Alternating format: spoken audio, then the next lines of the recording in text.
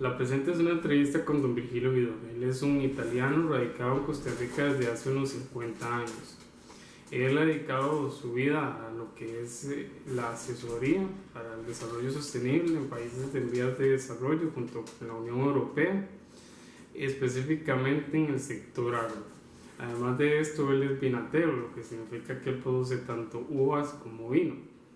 Y él en su casa de Curridabat tiene un jardín laboratorio en el que ha desarrollado varios híbridos entre plantas nativas costarricenses de uva y plantas europeas, con la finalidad de producir plantas que se adapten al trópico y sean capaces de producir uvas de buena calidad. Don Virgilio, en esta entrevista hablamos un poco de su vida, hablamos de lo que él hace y demás, y me comentó que durante los años del COVID él fue condecorado por el gobierno italiano como un comendador de la Orden al Mérito de la República, lo cual lo coloca a él como un escalón más arriba de lo que es un caballero en Italia, y es un título del cual él se siente muy orgulloso, y la verdad es que yo no puedo más que admirarlo a él. Durante la entrevista hablamos de él, de la vida, de cómo llegó a Costa Rica, cuáles eran sus sueños y aspiraciones de joven, de las uvas, por supuesto, y de todo un poco. Después de terminar la conversación nos quedamos viendo un partido del Roma, equipo al que él le hace en la Champions League. Y entonces, y después de terminar también el partido, nos fuimos a dar una vuelta en su jardín laboratorio y me vendió unas plantas de uva, también me dio a probar el vino que él hace. Y también para todo aquel que esté interesado en visitarlo y aprender un poco del mundo de las uvas, él da charlas, vende plantas, vende vino del que él hace. Y de hecho, eso es lo que lo ayuda a él a sostener el proyecto de investigación. Sin más que decir, espero que disfruten la entrevista y contacten a don Virgilio si están interesados por medio de redes sociales, las cuales voy a colocar en la descripción del video. Saludos. He estado en bastantes países de Centroamérica, he sido siempre director de jefe de misión pues, de proyectos de desarrollo para los campesinos pobres en el agro, Okay. De desarrollo rural. Desarrollo sostenible no viene a ser. Sí, bueno, rural sostenible, porque sostenible no es solamente, la gente lo interpreta que es solamente una cuestión ecológica, y no es verdad. Sostenible bajo todo punto de vista. Tiene que ser sostenible desde el punto de vista empresarial, desde el punto de vista natural, desde el punto de vista del conocimiento de la gente, social también, etc. Entonces, tratar por ejemplo, la sociedad campesina, llevarla a cierto nivel indicado, obviamente, por ello, porque nosotros lo que estamos es apoyando, no tenemos que decidir por ello, obviamente. Nadie sabe mejor que los campesinos pobres qué es lo que ocupan. Okay. Nosotros no lo sabemos, ellos sí lo saben. Entonces mi teoría es que tenemos que ser completamente facilitadores, ¿verdad? Pero de un desarrollo integral de verdad, o sea, integral de verdad y sostenible. Sostenible significa que respete la naturaleza, pero también que lo sea económicamente. Yo lo veo más sostenible digamos, que se refiere a que sea algo en la forma literal de la palabra, sostenible a largo plazo. A largo plazo, pueda sostener, correcto. es decir, que se pueda sostener a largo plazo. Eso está implícito, obviamente. Con eso, digamos, si lo vemos de esa forma, creo yo que se trata como de alejar esta idea de nada más pensar en la parte ecológica. Sí, exacto. Porque si pensamos solo en esto, en la parte ecológica, es usual o es bastante normal que nos desviemos y que nos desviemos se nos olvide de la parte económica, pero eso es fundamental, es un pilar importantísimo. Es obvio. No es tan obvio para muchos. No, pero es que la gente come. Sí, ¿de qué me sirve usted llegar y tener en su finca un montón de paja y todo eso y usted no tiene con qué comer? La gente come. Por eso yo te estaba diciendo que lo sostenible no debe confundirse con lo ecológico nada más, porque mucha gente lo interpreta así. Tiene que ser global. Todo el conjunto, de forma armónica. Sí, totalmente de acuerdo. Muy bien. Entonces, 40 años he estado trabajando con eso. Entonces, eso de la uva viene desde cuando era niño. Ok. O sea, a mí siempre me ha gustado investigar, ¿ya? Desde niño. O sea, una cosa que siempre me ha gustado. Nunca me olvidaré el primer vino que hice. Era un mejunje horrible, ¿verdad? ¿Qué edad tenía usted? Que había tenido 7, 8 años. No. Sí, como de ese, sí. Pero usted, ¿sabe qué? ¿Pero dónde viene esto de hacer vinos? ¿Viene de Mi familia... generación en generación para atrás? Claro que sí. Inclusive en mi familia, mi apellido Vidor es... Bueno, hay un pueblo que se llama Vidor ahí cerca, pero no somos exactamente de ese pueblo. Somos de un pueblo que se llama... Mi papá, ¿verdad? Yo soy ya del centro de Italia porque nací ahí. Pero mis padres vienen de un lugar que se llama Col San Martino, en provincia de Treviso, en el Véneto, en norte de Italia, en donde es muy famoso ahí por un vino blanco espumoso que se llama Prosecco. Okay. El Prosecco es muy famoso en todo el mundo, es uno de los vinos más vendidos del mundo. Ahorita hasta le ganó a la champaña, hombre. Es muy famoso el Prosecco. Entonces, son un montón de generaciones de mi familia que están metidos en vino y uva. Es que cuando hablamos de Italia y Europa, usualmente son familias que tienen muchos años y usualmente se rastrean desde cientos de años atrás. O sea, digamos, probablemente su familia tiene cientos de años de... Sí, yo he estado investigando también en internet, ahora más fácil investigar, hasta he encontrado documentos viejos ahí escritos a mano de mis... antepasado, ¿verdad? Sí, muy interesante. Tal vez hasta eso lo puede traer en el ADN, en la genética, ¿verdad? Eso es mi teoría. Yo creo lo cultural no se puede, somos animales pensantes, el ser humano no vive de solo pan, como se dice, ¿verdad? Estamos metidos un poco en todo. Si tenemos si nuestra forma de vida es la que tenemos, es obvio que somos portadores de herencia en este sentido. Sí. Por lo tanto, yo insisto mucho en esto, que para mí eso hasta genético puede ser, ¿verdad? Claro. Cierta, porque es como una especie de selección natural. Los vinateros, después de siglos de ser vinatero, es obvio que algo queda, porque el vinatero se casa con la vinatera y nacen hijos que son vinateros, y ahí va, y el pueblo, todo el mundo hace vino. Es una cuestión que se especializa no desde el punto de vista solamente social, sino que genético y físico también al final. Claro. Digo yo, de todas maneras, lo trae en la sangre. A mí me gusta decir eso, que se trae en la sangre. Porque si no nos explicaría cómo de forma instintiva uno sabe automáticamente qué hacer cuando mira una mata de uva. Por ejemplo, en mi caso, o sea, yo miro una mata de uva y ya entendí qué le pasa, cuál es el problema y todo. ¿En serio? Yo sé lo que tengo que sí me pasa a mí. Entonces, ok, pero desde niño pues hice eso. Entonces, además me quedaron impresas muchas cosas. Mi papá que decía, cuando yo me muera quiero que siembre una vid en mi tumba, cosas así, ¿verdad? Que uno se queda impresionado, ¿verdad? Entonces te entra como se vuelve como una cuestión simbólica, importantísima. Es su identidad. La identidad, correcto. Muy bien, entonces, a mí me gustaba de niño mucho la naturaleza. Hasta yo disfrutaba de caminar por el bosque así, mirando plantas, me gustaba. Bien, entonces, a cierto punto, me fui de Italia. O sea, yo fui el que insistió. ¿De su familia usted fue el que se vino? Yo soy el que insistía, con mi hermano más que todo. Y era muy en aquel entonces, los años 60, 70, era muy hippie todo el mundo, era un tiempo... ¿Qué edad tenía usted? Yo tenía como 20 años. Entonces, todos eran hijos de la revolución del 68, se decía, ¿verdad? En que, bueno, todos idealistas, ¿sí? ¿Verdad?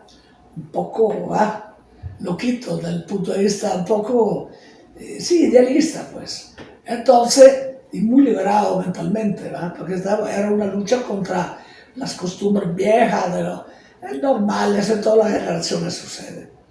Entonces, yo quería, estaba harto del sistema, ¿verdad? Ahorita, pues obviamente, a Italia me gustaría regresar, pero, o sea, así como turista, no es que, ¿verdad? He ido pues alguna vez y iré más, pero de todas maneras me gusta mucho estar aquí, no hay problema. Entonces dije, bueno, a mí siempre me gustan los retos, entonces quiero hacer la U en Costa Rica, ¿verdad? Eso es una cosa. Pero eso nació como secundario respecto a lo primario, que era irme fuera del ambiente donde estaba porque quería conocer cosas nuevas, quería encontrarme con mí mismo, estaba harto pues del tejimaneje, de la política ya, querían ponerme por fuerza en partidos y cuestiones, mis amigos que no sé qué, entonces digo, no, me voy. Y insistí con mi hermano y él pues lo convencí. Y otro amigo que iban a venir. Entonces, al ser hippies, más o menos, en aquel entonces, es más o menos así, éramos como unos 50 muchachos que estábamos todos de acuerdo, muchachos y muchachas. Y queríamos ir, imagínense la locura, a la isla del Coco. No puede ser. Yo estudiaba, que entonces no había internet, no había nada. Entonces, conseguía libros por todos lados sobre la isla del Coco, que no había casi nada. Estudiándome la isla del Coco me sabía todo el tejimaneje de la isla, hasta la geología me sabía todo, ¿verdad? Y queríamos ir allá, y pensando de comprar un bote grande ahí de esos de hule, grandísimo, con un motor fuera borda para poder trasladarnos, para hacer una comuna hippie en la isla del Coco. Ay, no puede ser. Es que la juventud hay que dejarla soñar. Sí. Yo estoy de acuerdo, así es. Sí. Tenemos que pasar por esa cosa, si no somos esclavos de la sociedad, tenemos que tener un momento de libertad. Los jóvenes están buscando por dónde ir y en esa búsqueda hacen errores, pero al final aterrizan. Esa es la madurez que uno agarra, ¿verdad? Hay que dejar a los jóvenes que... La madurez nace de eso, de la experiencia. Nace de la experiencia, está perfecto, no hay problema. Entonces, lo duro fue convencer a mi papá y mi mamá. Entonces, de todas maneras, el convencimiento fue una especie de chantaje al final, porque ellos dicen, y en aquel entonces no se podía ni siquiera casi llamar por teléfono a Costa Rica desde Italia, porque eran otros tiempos tecnológicamente hablando, ¿verdad? Uh-huh. Entonces, pues... ellos decidieron, pensaron, si estos hijos se van a Costa Rica, los perdemos. Mejor nos vamos también. Es increíble lo que hicieron. Es admirable lo de mi papá y mi mamá. Eso sí es increíble. Porque normalmente es al revés. Son los hijos que tienen que seguir a los padres. Y ellos siguieron a los hijos, que fue para mí un acto de amor increíble, ¿verdad? Claro. Eso fue increíble. Dejar todo tan... Es increíble. Dejar una vida botada. Seguro se vendieron en la casa. Sí. Claro. Entonces llegamos a Costa Rica. Llegamos bueno, ahí habíamos conocido en Italia de antemano, la gente de la embajada, etcétera, algunos ticos, todo por eso, ¿ah? Ahí los ticos llegaban donde nosotros, vivíamos en la playa, nosotros, a Frangere, cerca del mar, ¿verdad? ¿En dónde? De Roma, en la playa, okay. Lugar turístico. Estamos prácticamente frente a la playa. Y ahí cada domingo llegaban los ticos a comer pescado, tomábamos vino, unas borracheras que no te digo. Con la guitarra y todo, porque nosotros tocábamos sí, también. No, bonito, alegre. Entonces, nos venimos. Al llegar acá, entonces a través de los ticos también logramos comprar una finquita en Playa de Panamá, en Guanacaste. ¿Verdad? Con lo que ustedes habían vendido ya en Italia, compraron aquí. Correcto. ¿Una finca? No tan grande. Lo que vendimos en Italia era una casita chiquita. No la vendimos muy cara, que digamos. Y entonces, ¿verdad? Y la finca de Costa Rica costó menos de lo que ganamos en Italia vendiendo la casita, que nosotros éramos pobres en Italia. Yo no terminé la universidad ni nada, o sea, o sea, todo está, lo que yo he hecho es completamente por mí mismo, así de forma, sí.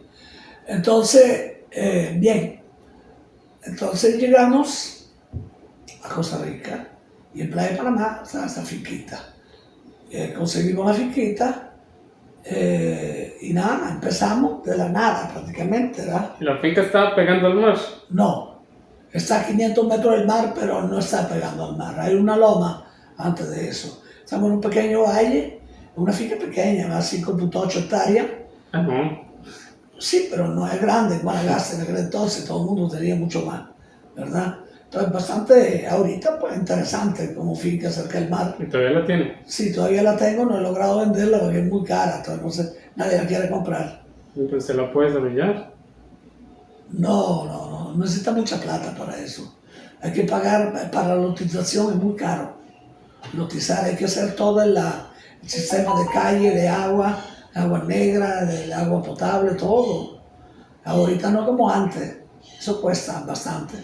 Es mejor que lo haga una desarrolladora y compra la finca y hace una urbanización. Por eso es un poco más difícil venderla, pero algún día se venderá. Entonces, muy bien. Entonces, Se fueron, compraron esa finquita. encontramos esa finquita, traímos de Italia 10 variedades de uva, las primeras 10, ¿ya? Y empezamos con esa. Ahí nomás hemos logrado producir uva, empezamos a salir en los periódicos. Nosotros fuimos directamente donde el ministro de Agricultura. Hemos sido así siempre un poco locos, muy aventados, ¿verdad? Entonces me fui donde el ministro de Agricultura con la uva, dice, esta uva es de Costa Rica. Muy bien, dice, ¿puedo probarla? Sí. La probó, le encantó. Llamó a los periodistas, hasta llamó a la embajada de Italia para que viniera encargado de negocio. Y en aquel entonces las cosas no eran tanto como ahora, era un poquito más fácil la vida en aquellos años en Costa Rica. Y entonces, bien, se hizo una cosa, salió en todos los periódicos eso, ¿ah? La semana después llevamos uva, yo y mi hermano, al presidente de la República, a Daniel Oduber. Pedimos la cita y la dieron. Sí, era un poquito diferente. Wow. Entonces, ahí también publicidad. Y Daniel Oduber, presidente de aquel entonces, yo tengo muchas fotos ahí con él, le encantó tanto lo que estábamos haciendo porque tenía la finca La Flor y también en Guanacaste, que él donó una parte de La Flor para hacer el aeropuerto de Liberia. El aeropuerto de Liberia fue una donación de Daniel Oduber al Estado costarricense, ¿verdad? De su finca. Sí. Entonces, Oduber tenía una visión, me gustaba Daniel Oduber. Entonces, él venía cada 15 días. Entonces, de ahí se logró un proyecto con el apoyo de Oduber, el ministro de Agricultura, un proyecto financiado por el gobierno de Estados Unidos, por el AID, en aquel entonces, para no desarrollar la uva, sino por lo menos de probar variedades, una validación de prueba, ¿verdad? Okay. Y mano, pero también de los mismos campesinos de una vez, ¿verdad? Okay. Pero sí que los campesinos eso les costará nada, porque ellos no tienen culpa de... O sea, era una experimentación, pero se quiso llevar directamente en mano a la gente, ¿ya? De un solo. Y obviamente ellos pues tenían solamente que aportar un poco de mano de obra, por lo demás todo era gratis, pues, ¿verdad? Obviamente, ¿verdad? Okay. Entonces a mí me gustó esa idea de ir directamente, colaborar con la gente del lugar de una manera directa, en lugar de pasar por procesos de estudio y cuestiones experimentales de tipo institucional científico, hacerlo directamente me gustó mucho más. No sé por qué, pero esas cosas normalmente tienen efecto más rápido. Claramente el problema fue que nada, que eso sirvió por lo menos. Experimentamos con 350 variedades traídas de California, ¿ya? De uva, más las 10 nuestras, bueno, 360, qué sé yo. De esas sirvieron 2 o 3, ¿ya? Podían servir. ¿Nada más 2? Es que así es. ¿Y por qué creen que en 500 años nunca han hecho uva? Aquí así es. O sea, no es tan fácil hacer la uva. Ok, entonces, ¿qué hago? Al ver, bueno, que 2 o 3 variedades servían, pero al mismo momento también habían ciertos síntomas de enfermedades donde varias personas que tenían uva, entre ellos incluyendo un señor que se murió, un norteamericano, Albert Ingold, muy amigo mío, él venía mucho a mi finca, ahí hacíamos híbridos juntos los primeros tiempos, inclusive, etcétera. Él era más viejo que yo, porque él era ya un señor, ¿verdad? Y yo era un muchacho, pero increíble, nos queríamos mucho, pues realmente era una persona que tenía mi misma forma ¿verdad? Él se murió hace tiempo también, la esposa, aquí quedan los hijos, ¿verdad? Sí.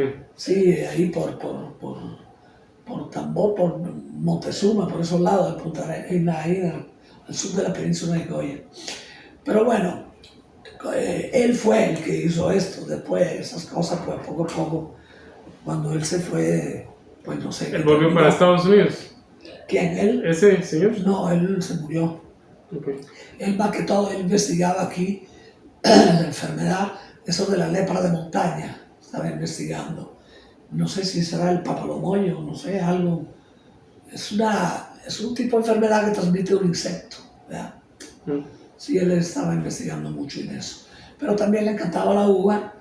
Y entonces, yo en mi finca y él en la suya, etcétera, y también con los norteamericanos y la universidad aquí que estamos trabajando, pues descubrimos que en Costa Rica existía una enfermedad que se llama enfermedad de Pierce. ¿Ya? Por lo menos descubrimos, sirvió para eso, ¿no? La enfermedad de Pierce es una enfermedad producida por una bacteria que se llama Xylella fastidiosa. Es el nombre pues, científico, ¿ah? Fastidiosa. Sí, bueno, en latín, pues fastidiosa, fastidia mucho. Xylella fastidiosa. Entonces, esa bacteria es incurable. Al día de hoy es incurable todavía. Y extermina completamente las variedades de uva que son sensibles a la xylella, a ella. Se llama también enfermedad de Pierce. Pierce por el nombre del primero que la descubrió en Estados Unidos. Pero en aquel entonces todavía no se sabía que aquí había, pero sí, endémica aquí también. Ok, no en todo el país, pero hay lugares donde hay más, otros menos. Entonces, por lo menos sirvió para eso. Y además confirmó la experimentación que yo estaba haciendo desde el primer día que llegué en cruzar la uva silvestre tica tropical del bosque aquí, sí, que hay uva, con la uva foránea para sacar uvas con la resistencia que tenía la tica, porque la tica son millones de años está aquí. Sí. La xylella no le hace nada, es inmune. Obviamente se desarrolló aquí al lado de la xylella. Okay. Entonces, mis híbridos son inmunes también. Entonces, ese era el camino. El más difícil, el más complicado de todo. Claro, porque va a tomar muchos años de hibridación y demás. Entonces, son 50 años que estoy en esto y hasta ahora he logrado 5 o 6 millones de diferentes plantas desarrollados. Sí, porque son por lo menos 5 o 6 mil híbridos, a un promedio de 100 plantitas que te pueden nacer por cada híbrido, porque acuérdese que vos haces un híbrido, hibridar un racimo con otro, una verdad con otra. De ese racimo nacen semillas, el híbrido es una cuestión sexual, genética, Okay. La semilla te sale un montón. Entonces, puedes calcular un promedio de 100 matitas por cada híbrido, Okay. Entonces, si tenés 5 o 6 mil híbridos en 50 años, automáticamente tenés 5 o 6 millones de plantas. No. Porque cada planta de cada híbrido es hermana de la otra, pero no es igual. Sí. O sea, usted es igual a su hermano o hermana, pero no es igual. Tiene su particularidad genética, a pesar de que son parientes, ¿verdad? Sí. Okay. Son hijos de los mismos padres, pero son diferentes a la vez. Sí. Eso pasa también con la uva, o sea, con cualquier ser viviente, ¿verdad? Excepto con los armadillos, ¿verdad? Los armadillos, no sabía. Sí. Los armadillos siempre paran cuatrillizos, idénticos. Siempre. Hay un óvulo que viene fecundado y se parte en 4 automáticamente. Por lo tanto, todos son clones. Todos son gemelos idénticos. Wow. Cuatrillizo idéntico. Siempre. Mira. El armadillo, sí, el jusuco.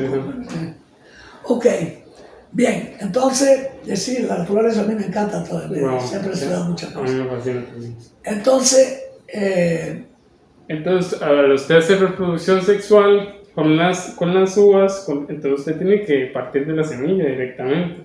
Y eso es un primero proceso. De la flor llega a la semilla. Sí, pero digamos, es un proceso muy largo. Muy largo. Cada vez que hago un híbrido, tengo frente a mí. ¿Cuántos años? Por lo menos 10 años para saber si sirve o no. Si sirve o no. Te explico por qué. La uva silvestre, hay machos, planta macho y planta hembra. Bueno, no son exactamente macho y hembras, son funcionalmente macho y funcionalmente hembra.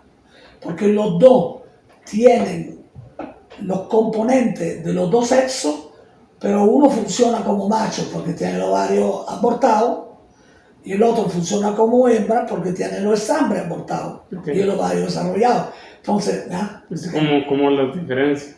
Esa es la diferencia.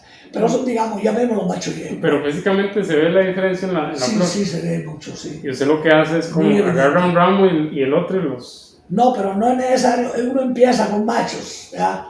O con hembra.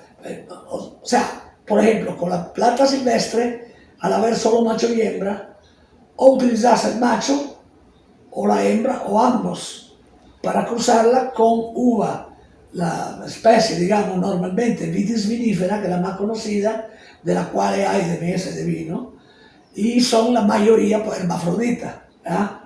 Que tienen las dos funciones en la misma planta. O sea que la flor es autofértil, ¿ya? Sí, pero ¿cuál es el proceso? Espérate, el proceso es que al inicio, cuando uno empieza un programa de hibridación entre silvestre y no silvestre, empieza utilizando un macho y hembra silvestre y hermafrodita del otro tipo, ¿ok?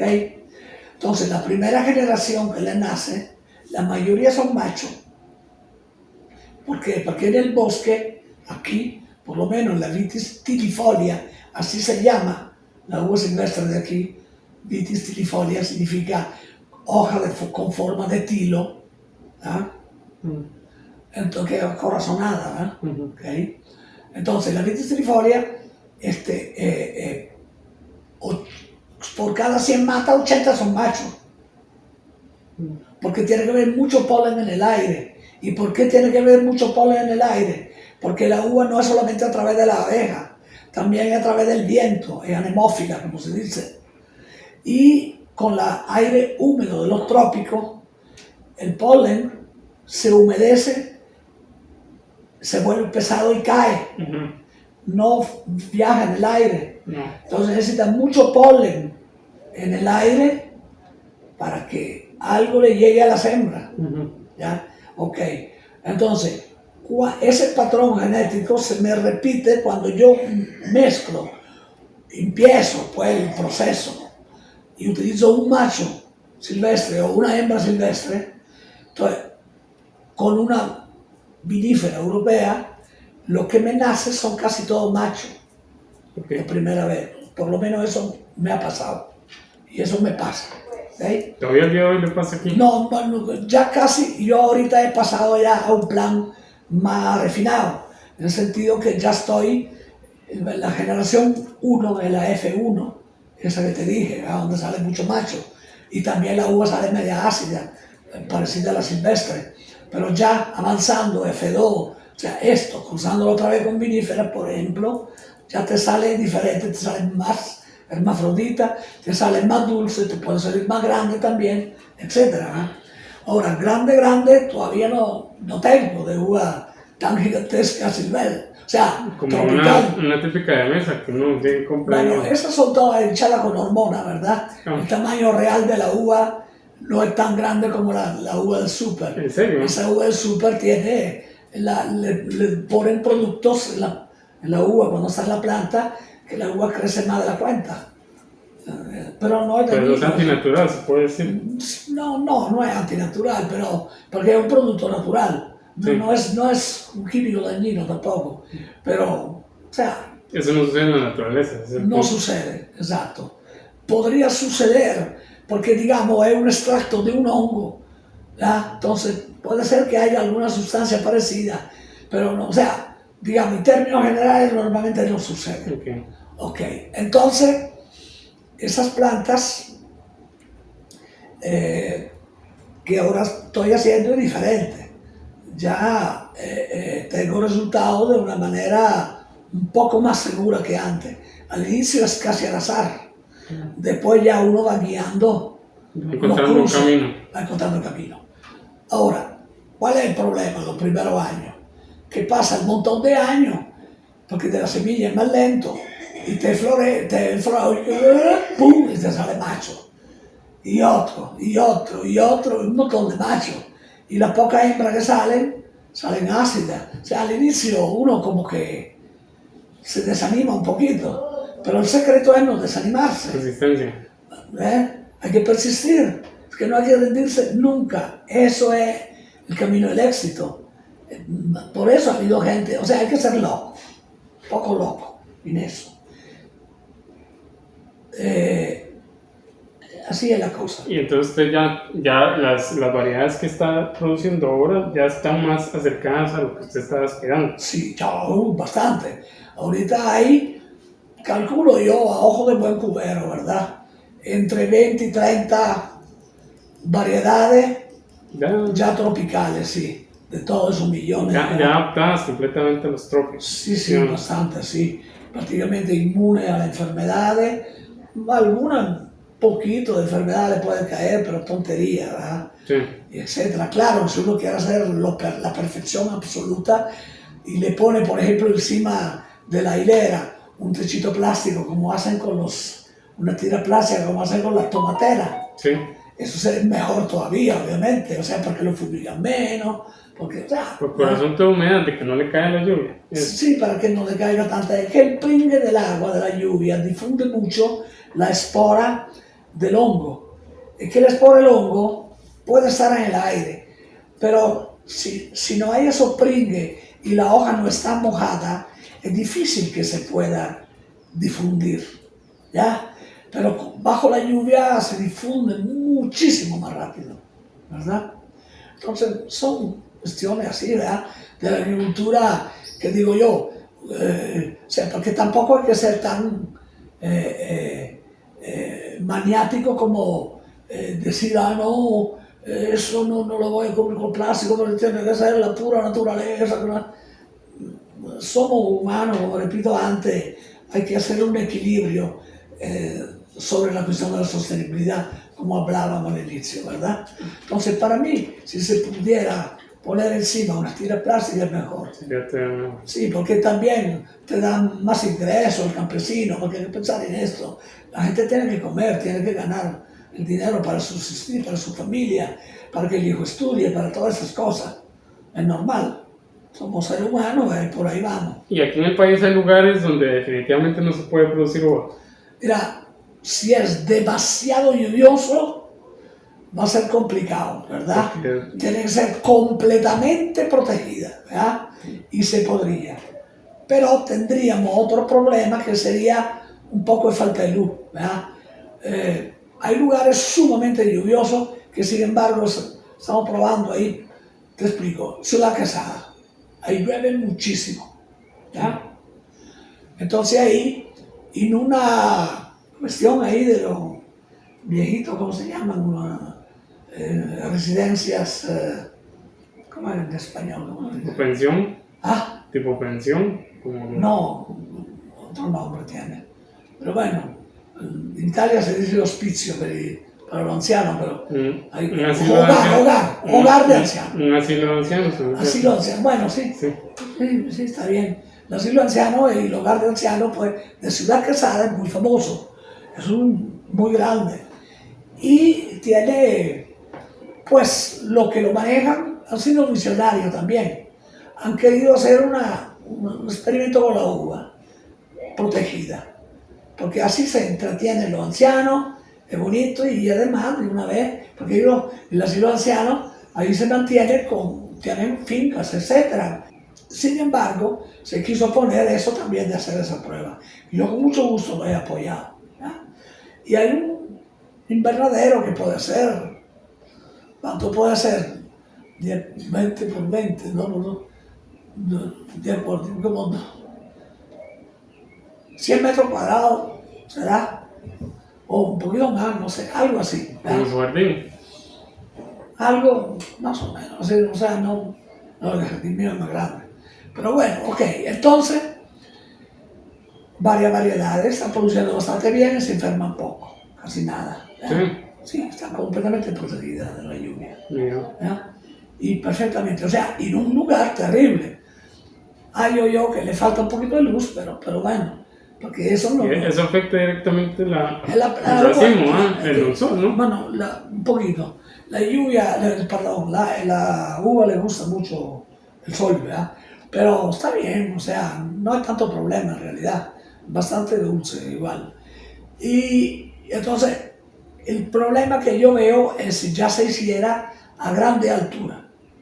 Si se hace a muy grande altura, si bien es cierto que vamos a mejorar para el vino, me refiero, los aromas del vino, la característica, digamos, hacerlo con sus taninos, sus ácidos, sus aromas pueden ser mejores. También es cierto que el azúcar seguramente no va a ser mejor por el frío, ¿verdad? Entonces, tiene que ser por fuerza, necesita más calor. Con mucha altura, que se refiere, a partir de 1700 metros. Por ahí, para arriba, así, 2000, 3000. Ya necesita mejor una invernadero. Con invernadero, el cual podemos durante un periodo del año abrirlo, dejando el techo, ¿ya? Para que esté el frío, ¿ya? Para que la planta sienta un periodo frío, y en otros tiempos hacerlo un poquito más caliente para el periodo de la producción. O sea, yo creo que eso podría ser una... pero afuera la intemperie así no. A esa altura ya no se puede. Mi familia tiene una finca por los 1650. Sí, es una... ahí es suficiente el techito encima. Esos bosques no... Ahí es neblina constante. Hay que poner el techo. Eso es por huevo techo. Hay que poner el techo encima, sí, para que no le llueva y para que le caliente un poquito. En temporada seca, digamos, entre diciembre y abril, sí son meses muy, muy secos. Sí, está bien, perfecto. Ahí sí no necesita. Y ahí sería la producción, porque la poda la haríamos en función de garantizar la producción en periodo seco, ya está. O sea, hay técnicas de todo tipo para eso. Ahora, es un poquito toda la historia. Entonces digo yo, ¿qué voy a hacer con esto? He probado pues después de ese proyecto, de aquel entonces, que terminó, he tenido algunas colaboraciones con la Universidad de Costa Rica, con la ERT, con el Tecnológico, con otras universidades de Centroamérica, etc. Pero me he dedicado en todos esos años, más que todo, a seguir mi experimento de uva, llevándome mi mata donde iba, ¿verdad? Porque estaba en varios países. Usted producía muchas matas. Sí, ¿Le sirve eso también? Sí, entonces yo me llevaba por las estacas sembradas. Entonces, en Honduras, por ejemplo, estuve 7 años. En Nicaragua estuve un montón de otros años en varias ocasiones, ¿verdad? Y así, Costa Rica también. Entonces, en Golfito estuve un montón de años, siempre en la Unión Europea, ¿verdad? Entonces, yo siempre como jefe de misión, pues de esos proyectos pues, millonarios, ¿no? Tenía que relacionarme mucho con los políticos, lamentablemente, pero bueno, hay que relacionarse. Y entonces, bastante bien. Los proyectos fueron bastante exitosos en muchos casos y nosotros no tuvieron, digamos, mucha sostenibilidad porque no es lo mismo cuando el proyecto no está. Por eso, en Honduras, que fue exitosísimo, el proyecto de Honduras, se buscó la sostenibilidad en manos de los mismos productores, quitando las instituciones del medio. ¿Ya? O sea, que las instituciones tenían que dar apoyo, pero a los campesinos tuvieron en su mano una fundación de la cual ellos mismos eran los dirigentes y no sé qué, etcétera, una fundación sin fin de lucro, claro, que pagaba salario porque pagaban los empleados, ¿verdad? etcétera, y que todos los fondos que entraran tenían que ser revertidos para el desarrollo del territorio. Entonces, era como ser una institucionalidad en manos de los mismos agricultores. Claro, para el gobierno eso no es tan simpático porque... Era como una cooperativa, ¿no? No, más, mucho más. Llegó a tener una potencia territorial increíble. Todavía al día de hoy, todo esto sí. Sí, sí. Que en un determinado territorio, sí. Que el gobierno al final tiene que buscar alianzas con ellos, porque si no, sus políticas no funcionan y pierde el control. O sea, entonces, nada. He tratado de poner el pueblo a la misma altura de los políticos, para que no sean los políticos los que están encima del pueblo. ¿Verdad? Sí, de acuerdo. Lo que sea más horizontal, ¿verdad? Sí. ¿Okay? Entonces se le dio poder a la gente del territorio. ¿Verdad? Y automáticamente ellos entendieron eso muy bien, ¿verdad? Y supieron manejarlo tan bien que ahorita las cosas están... Pero producción, ahí producen ¿qué? Café. Ahí es zona cafetalera y el desarrollo de la cuenca del río Iguatuyo. Se han hecho todos los beneficios que habían, se hicieron todos los beneficios ecológicos.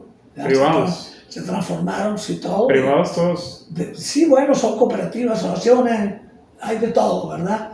Y entonces ellos se afiliaron uno por uno, poco a poco, a la fundación, ¿verdad? Que la fundación es toda la región. Donde estaban de la cuenca del río Iguatuyo, que es un lugar muy grande entre El Salvador, Guatemala y Honduras, ahí todo un territorio muy grande. Se llama el territorio de Occidente, de Honduras. Como decir la región Tarazú, allá en la zona de los Santos. Que ya... Más grande que eso, lo que atendimos allá. Pero sí, o sea, parecido, es que hay toda una zona en donde la gente está organizada. Sí. Con un sentido de organización regional propia, con cultura propia, o sea, que la gente se reconoció en sí misma uno con el otro y se aliaron dentro de una misma cultura entre ellos, la pertenencia al territorio. Eso es importante. Muy importante. Importantísimo, importantísimo. Y esto, una vez que se logra, no lo quita nadie. Eso es imposible quitarlo, porque ya eso está establecido y eso ahí va y funciona de la misma maravilla, con altibajo, porque la vida es así, hay crisis mundiales, hay crisis económica, hay de todo, hay crisis política, hay conflictos entre los mismos campesinos, como no, pero son cosas que vienen y van, ¿verdad? Pero el cimiento se sostiene. El cimiento se sostiene porque es general, no es del lugar específico donde se da un problema, sino que de todo el territorio, que más bien todo el territorio cuando hay un problema interviene para ver cómo lo resuelve. ¿Ya? Porque es como un autocurarse de ciertos canceritos que van naciendo. Sí, ¿ya? No está esa actitud de que si a mí me va bien, me da miedo de que al vecino le vaya bien también, porque ¿qué tal? Me hace competencia. No, eso es imposible, porque ahí se quitaron todo lo intermediario, ya no hay intermediario. Todo el café va a la fundación y la fundación se volvió un exportador inmenso, con café de altísima categoría. La fundación es multimillonaria. Interesante. O sea, que pusimos los campesinos, los pequeños productores, directamente al mercado mundial. Ellos mismos, a través de gente especializada, pagada por ellos mismos, la fundación.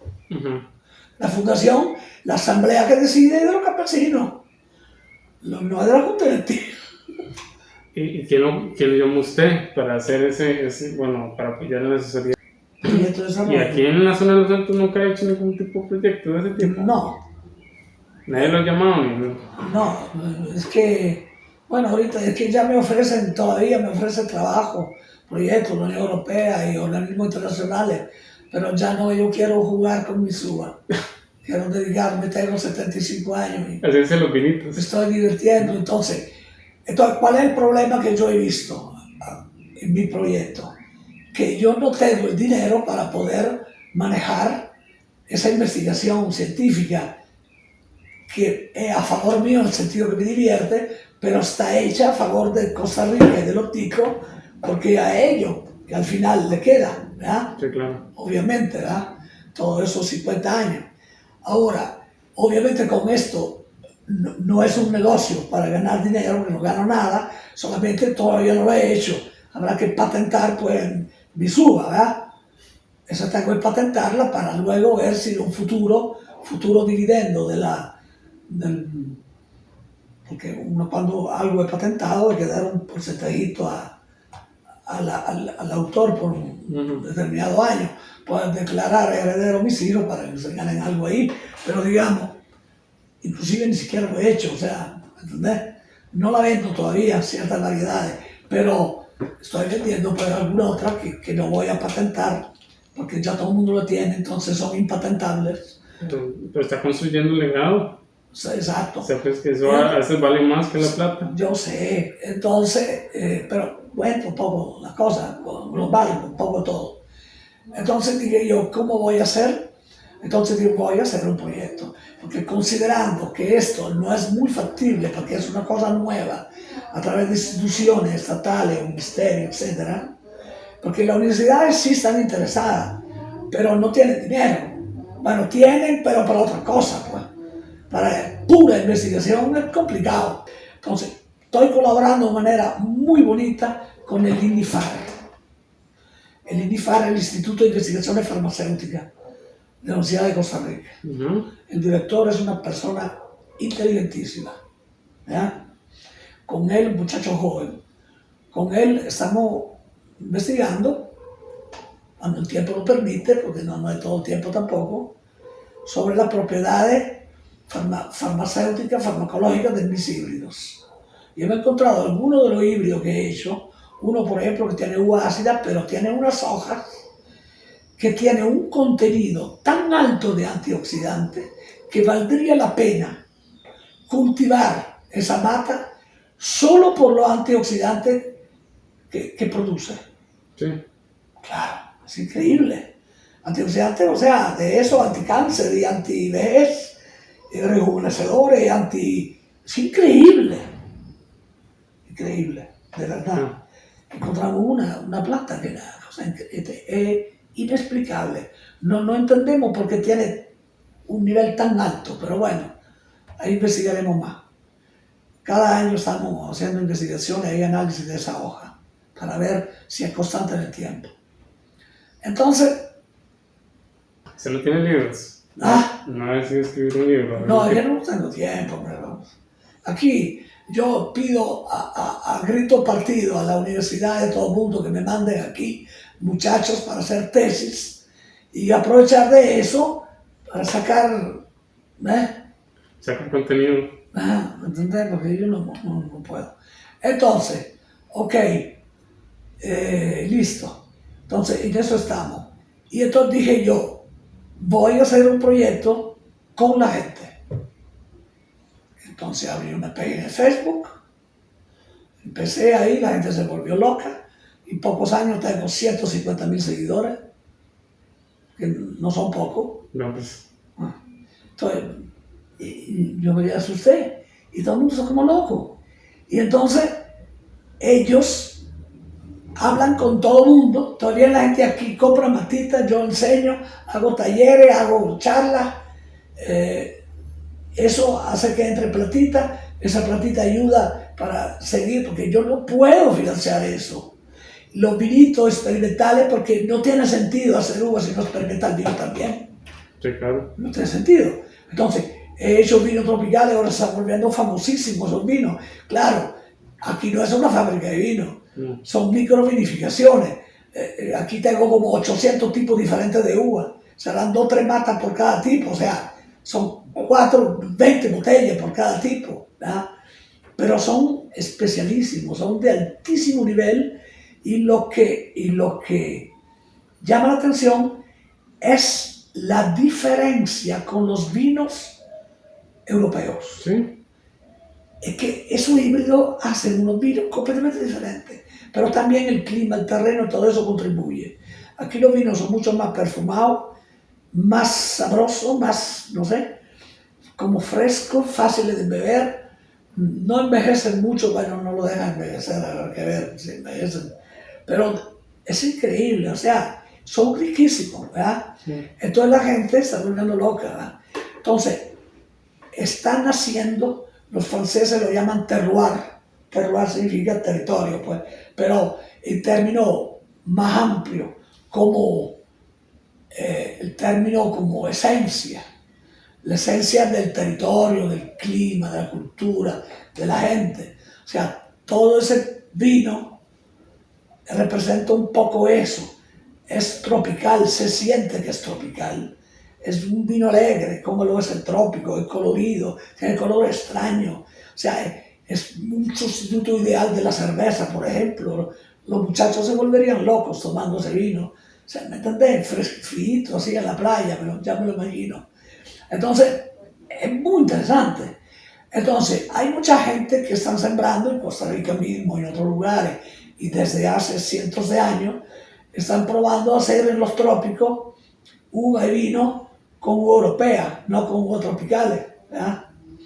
Eso no. Y eso es el camino equivocado, Claro. equivocado. ¿Por qué? Primero estás copiando. Punto. Primero es una copia de un vino que viene de Europa y no sabe cómo va a ser, ¿verdad? Aunque salga riquísimo, ¿quién te lo compra? Sin ofensa, ¿verdad? Va a decir, ese vino no puede ser como el francés porque está hecho aquí con la misma uva, no, mejor compro el francés por seguridad. Claro. Es así. Súmele el costo también. Es que la gente es así. El costo de Entonces, producción. ¿cuál es mi idea? Que los ticos no copien más a los demás, que sean los demás que copian a los ticos finalmente. Dar también una especie de orgullo nacional en este sentido, de dar una esencia de vino propia, un terroir, como lo llaman los franceses, ¿verdad? Propio, una territorialidad, ¿verdad? Una tipología de vinos tropicales única. Única, ¿por qué? Porque esa variedad la tengo solo yo, no la ha hecho nadie más en el mundo. Así nace la identidad. Ah, Así nace la identidad. correcto. Eso es importantísimo. Por eso me dieron esa cosa, ¿ah? Es un descubrimiento científico notable.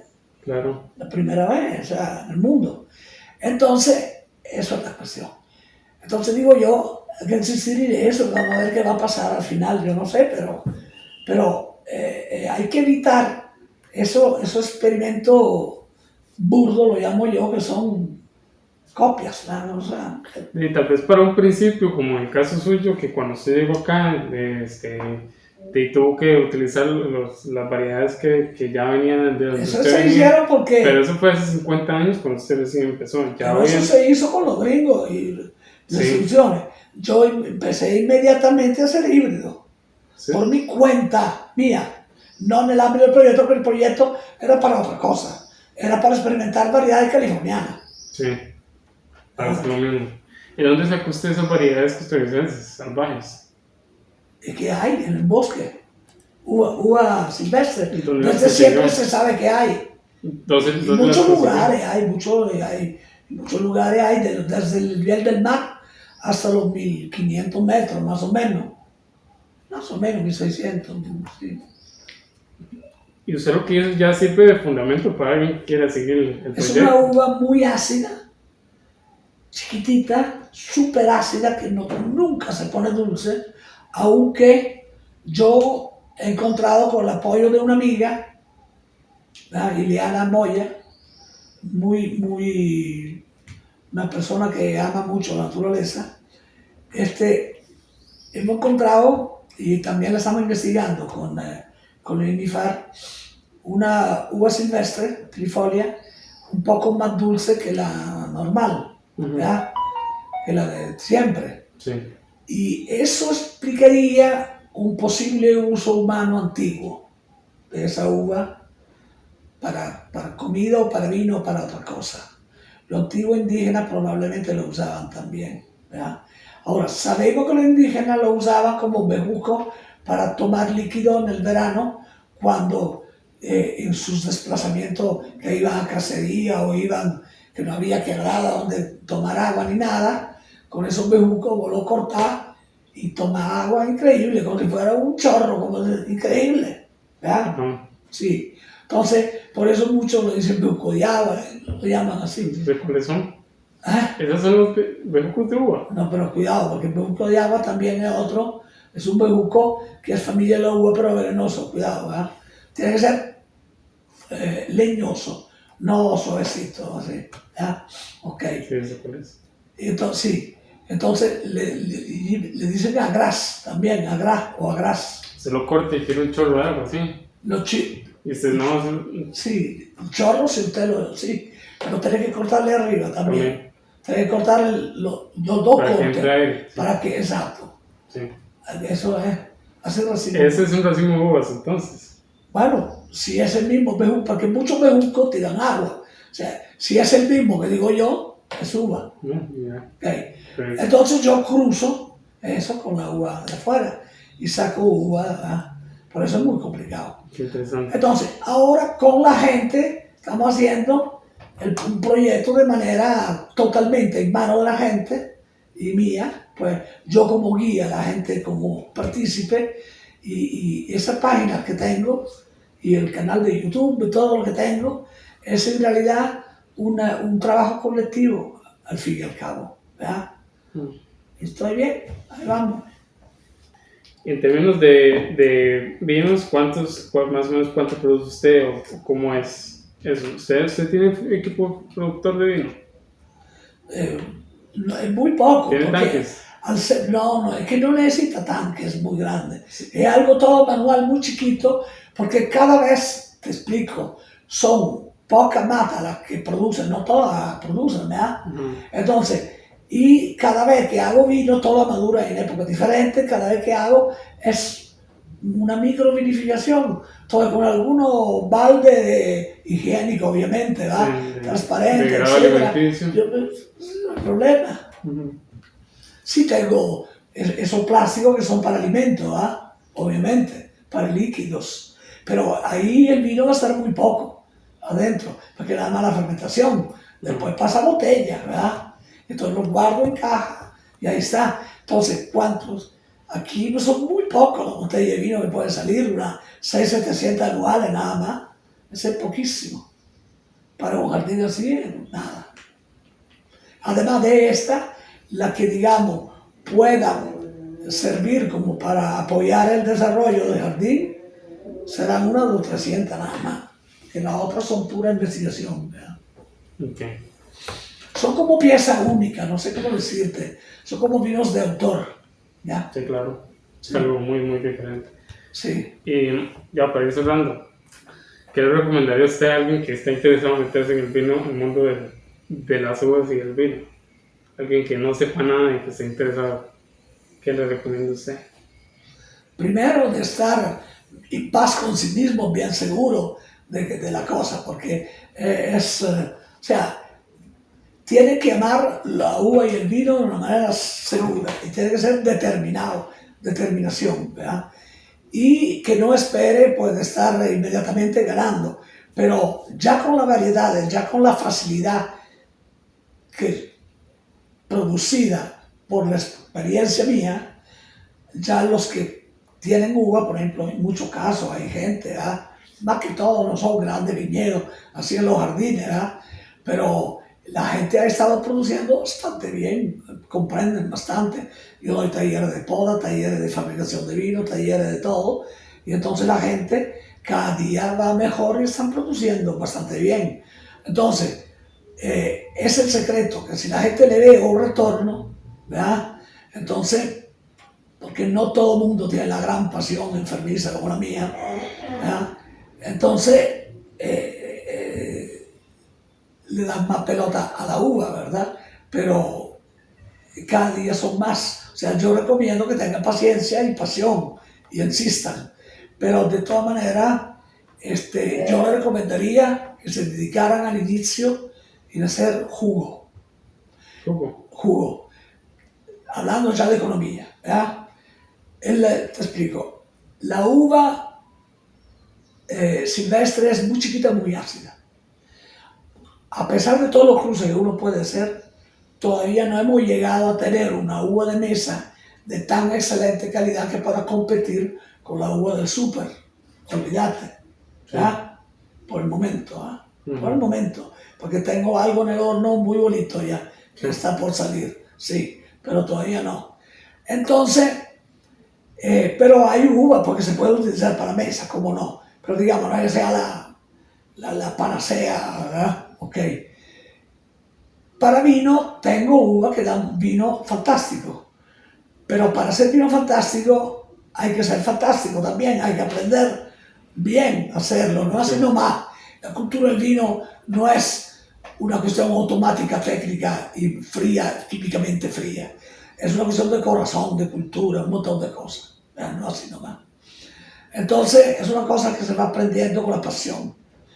De todo lo que están haciendo vino aquí de forma casera, que yo conozco gente que ha sembrado mata de uva, que son fiebre de la página mía y que nos vemos y que ven a los talleres, hay algo que yo he podido observar, algunos cuantos que van por un camino muy bueno, ¿verdad? O sea, tengo esperanza de que pueda haber una cultura del vino, no sé a qué plazo, pero más madura, sí.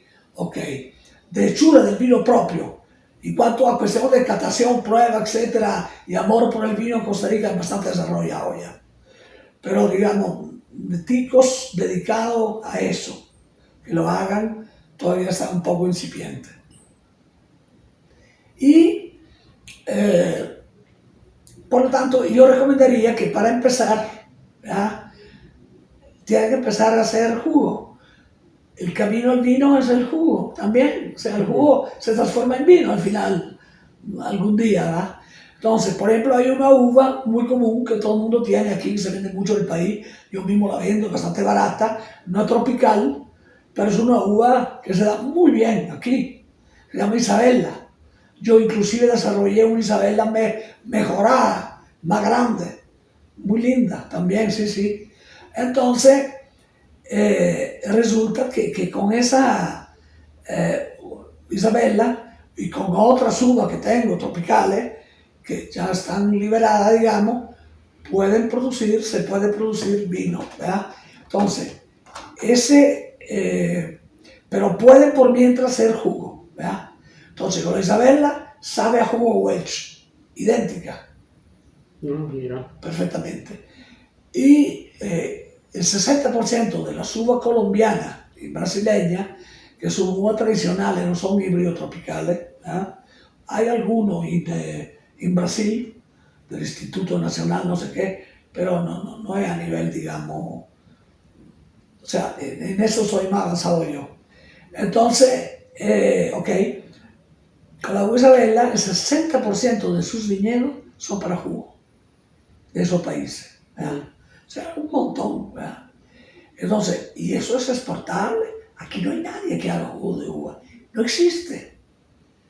La Dos Pinos importa jugo de uva a partir de mosto concentrado, me imagino, ¿verdad? Creo, o sea, no sé de dónde lo sacan, pero no es el jugo de uva Welch acostumbrado, ¿verdad? Ese tipo, ¿ah? Entonces, claro, que ese también, no sé qué tal natural será, pero no sé, desconozco. Pero de todas maneras,